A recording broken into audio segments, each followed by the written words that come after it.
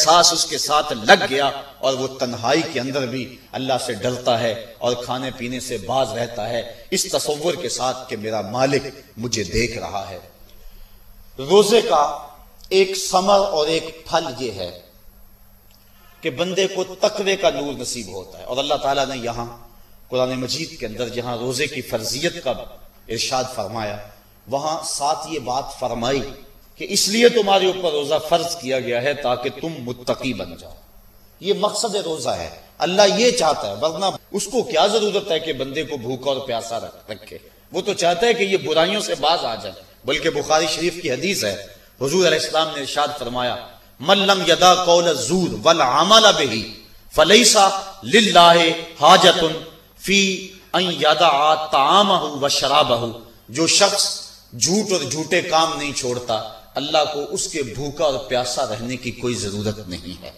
اللہ نہیں چاہتا کہ وہ بھوک اور پیاس کی مشقت گوارا کرے، اس کا تو مقصود یہ ہے کہ اس کے دل کے اندر اس کی خشیت پیدا ہو جائے، اسی لیے اس نے روزہ ہمارے اوپر فرض کیا ہے۔ ورنہ وہ کیسے چاہتا ہے کہ میرا بندہ بھوکا رہے؟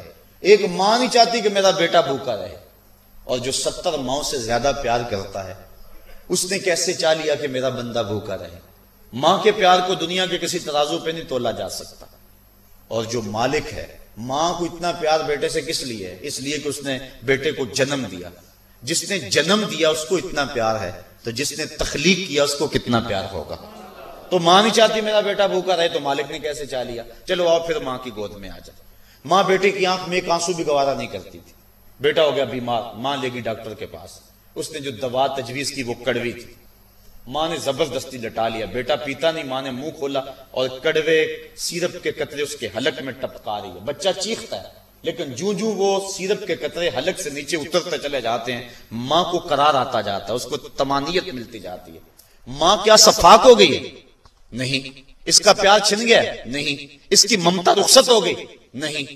وہ تو بیٹے کی آنکھ میں ایک آنسو بھی گوارا نہیں کرتی تھی، اور اب تڑپتا ہوا بیٹا، لیکن ماں کے چہرے پہ طمانینت کا نور ہے۔ اصل بات یہ ہے کہ ماں جانتی ہے، بیٹا نہیں جانتا۔ ماں جانتی ہے چند لمحوں کی تکلیف ہے، نتیجہ شفا کی صورت میں برآمد ہوگا۔ اس لیے ماں کی نظر اس تڑپنے پہ نہیں ہے، ماں کی نظر اس نتیجے پہ ہے۔ مالک جو 70 ماؤں سے زیادہ پیار کرتا ہے، وہ بھی نہیں چاہتا کہ میرا بندہ بھوکا اور پیاسا رہے، لیکن مالک کہتے ہیں اس کے باوجود تو بھوکا اور پیاسا رہے گا، کیوں؟ لعلکم تتقون، میرے بندے تجھے تقوی کی بہاریں نصیب ہوں گی، تیرے من کو روشنی اور تیرے من کو اجالا نصیب ہو جائے گا۔ تو یہ تقوی نصیب ہوتا ہے روزے سے۔ چونکہ یہ بات ذہن میں رکھیں، ہمارے 2 دشمن ہیں جو ہمیں نیکی کے راستے سے روک رہے ہیں۔ بات لمبی ہو رہی ہے، اختصار کر رہا ہوں۔